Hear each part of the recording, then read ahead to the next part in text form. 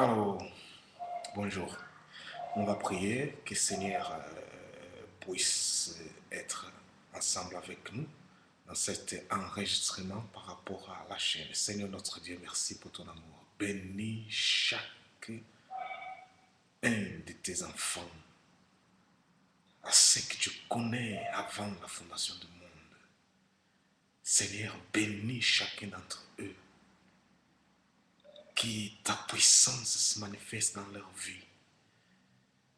Au nom du Seigneur Jésus-Christ, que cette chaîne sert de la bénédiction pour chacun d'entre ceux que tu as appelés.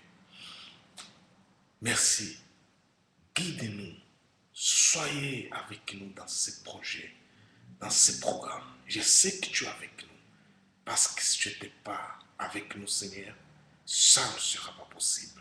Merci. Bénis chacun et bénis notre enregistrement et cette chaîne Grace et Jesus TV. Que le Seigneur bénisse son nom, le Seigneur Jésus.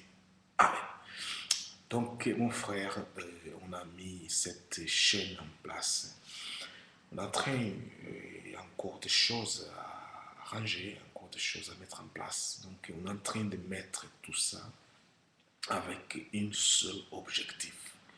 L'objectif, c'est de proclamer la bonne nouvelle du Seigneur Jésus-Christ.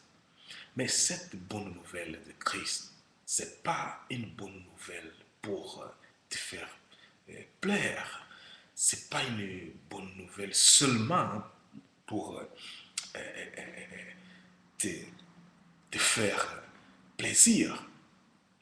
Non, cette bonne nouvelle, elle a un objectif très très sérieux.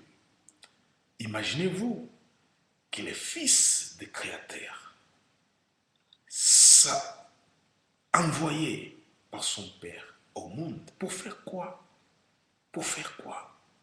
Pourquoi Christ va accepter venir au milieu des hommes et se faire humilier, se faire crucifier? Pourquoi? La Bible dit que c'était pour accomplissement des projets du Seigneur. Le projet du Seigneur, c'était de sauver les hommes. Parce que le premier Adam avait échoué. Et dans cet échec du premier Adam, qu'est-ce qui s'est passé? La génération venant du premier Adam était contaminée par rapport à péché. Et le péché qui était dans cette génération jusqu'à aujourd'hui, donc ce péché était un péché qui séparait l'homme de son Dieu. Et pour cela que Christ est venu, pour lui-même être l'union de Dieu qui viendrait pour ôter les péchés des hommes, afin que les hommes soient pardonnés. Mais il y a un objectif en tout ça. L'objectif en tout ça, c'est de remettre ou mettre en place le royaume de Dieu. Ça veut dire le royaume de Dieu. C'est ça l'objectif. Regardez à votre entourage.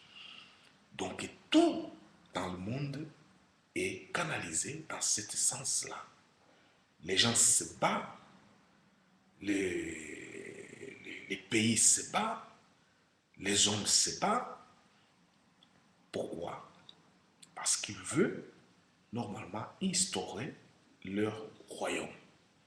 Donc Dieu, dans son omniscience, il avait déjà préparé cet royaume. Ça veut dire, avec le venu de notre Seigneur Jésus-Christ dans le monde, le royaume de cieux était établi. C'est pour cela que Christ a dit à ses disciples qui ne croyaient pas. Quand vous diront, le royaume du ciel est au nord, le royaume du ciel est au sud, le royaume du ciel est ici. Non, ne croyez pas. Parce que le royaume de Dieu, il est en vous. Pourquoi Christ a dit ça? Parce qu'au moment que la personne croit en Jésus comme son Seigneur et Sauveur, il confesse tous ses péchés devant le Seigneur. Il est pardonné, il est automatiquement et va bénéficier de la grâce de Dieu pour le faire appartenir à la famille de Dieu. À partir de ce moment, Dieu va confirmer cette choix, va confirmer son royaume dans la personne à travers du Saint-Esprit. Ça veut dire qu'à partir du moment où le Saint-Esprit descend sur la personne, à partir du moment où le Saint-Esprit est en toi, ça veut dire que le royaume des cieux est confirmé en toi. Maintenant, quel est notre objectif à nous une fois que le royaume des cieux est en nous? Une fois que le royaume des Pères, le royaume de Dieu est confirmé à nous, nous avons une mission, c'est de faire le maximum pour amener ce royaume aux autres aussi. Mais sauf qu'aujourd'hui, l'objectif de Dieu concernant à ce royaume, il est totalement mise à côté par la religion. Parce que la religion, il a instauré son système, le même système des pharisiens, le même système des grands prêtres. Ces religions-là que Christ a trouvées dans le monde, donc il s'est accaparé du la message de la Bible. Ça veut dire il s'est accaparé de l'évangile. Mais sauf que c'est un évangile superficiel. Ce n'est pas un évangile qui contient tout le contenu spirituel par lequel Dieu nous a apporté par moyen de la foi en Jésus-Christ. Donc, c'est ça la différence. Il faut savoir. Et donc, notre objectif avec cette chaîne, grâce à Jesus TV, c'est pour vraiment apporter, aller plus loin par rapport à l'enseignement de cet objectif qui commence pour comprendre qu'est-ce que c'est la grâce. Si vous allez comprendre qu'est-ce que c'est la grâce, donc vous allez comprendre quelle était la mission de notre Seigneur Jésus-Christ. Si vous ne comprenez pas jusqu'aujourd'hui qu'est-ce que c'est la grâce, donc c'est impossible d'appartenir à ce projet.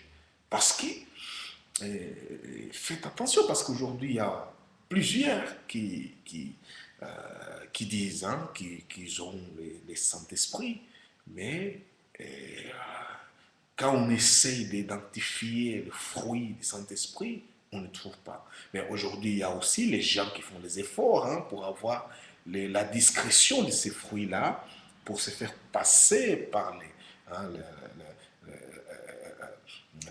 se faire passer pour des gens qui ont le Saint-Esprit. Vous voyez, donc il y a aujourd'hui des façons des gens se faire croire qu'ils ont les fruits du Saint-Esprit. Les fruits du Saint-Esprit, ce sont les manifestations de l'œuvre du Saint-Esprit dans la personne. Ce n'est pas la force, ce n'est pas, on va dire comme ça, mettre ça comme une loi dans votre tête ou l'écrire dans une mur comme une loi, que moi je dois me procéder comme ça, comme ça, comme ça, comme ça. Donc, afin que les gens voient en moi ce fruit-là pour croire que je suis vraiment dans l'esprit. Ce n'est pas de cette façon. C'est quelque chose de spontané. C'est quelque chose de spontané, pourquoi? Parce que le Saint-Esprit, c'est la nature du Saint-Esprit. Quand le Saint-Esprit est en vous, donc automatiquement, ces œuvres-là vont se manifester. Tu n'auras pas besoin de faire des efforts pour montrer ces fruits-là. Parce que c'est la nature du Saint-Esprit en toi qui va faire surgir ces fruits-là. Donc, moi, je voudrais, à partir de ce moment-là, essayer de lire ensemble avec vous dans le Romains chapitre 8. Il y a un passage très très intéressant qui dit pourquoi les royaumes des cieux. Et Romains chapitre 8, verset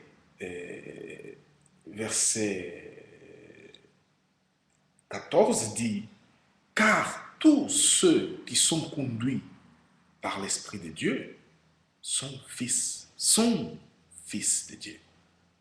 Ça veut dire, à partir du moment que le Saint-Esprit est en toi et qu'il te conduit, il ne va pas te conduire, il va te conduire selon les fruits, selon les œuvres spontanées du Saint-Esprit. Donc ça va vous testifier comme quoi vous êtes les fils de Dieu. Donc dans les verset 15, dit, et vous n'avez pas reçu un esprit de servitude. Voyez? Quand le Saint-Esprit est en vous, les œuvres sont spontanées parce que c'est la nature du Saint-Esprit. Donc, vous ne serez pas obligé d'être dans une servitude comme la loi de Moïse, comme la loi d'ancienne alliance. Donc, tu dois faire, tu dois faire, tu dois faire. Vous connaissez, vous comprenez ça. Si vous êtes dans une religion, vous savez qu'est-ce que j'ai en train de dire. Donc, il faut faire, il faut faire, il faut faire, il faut faire. Donc, ça, il n'y a pas besoin. Parce que le Saint-Esprit, il va te amener à le faire spontanément avec toute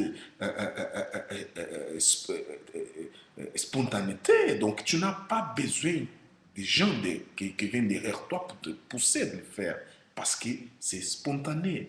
Quand vous êtes obligé d'être poussé pour le faire, ça veut dire que vous êtes dans la servitude. Vous n'êtes pas dans la spontanéité du Saint-Esprit. Donc, c'est ça que Paul dit, vous n'avez pas reçu un esprit de servitude. Pourquoi vous n'avez pas reçu un esprit de servitude? Pour être encore dans la crainte.